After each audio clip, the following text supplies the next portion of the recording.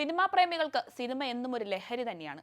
ജനങ്ങൾ ഏറ്റെടുക്കുന്ന സിനിമകളാണ് താരങ്ങളുടെ മൂല്യം വർദ്ധിപ്പിക്കുന്നത്.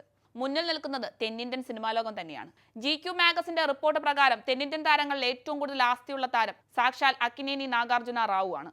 3.5 പതിറ്റാണ്ടിലേറെയായി സിനിമ എന്ന തന്റെ കരിയറിൽ 100-ലധികം ചിത്രങ്ങളിൽ അഭിനയിച്ച താരത്തിന്റെ ആസ്തി 3010 കോടിയാണ്.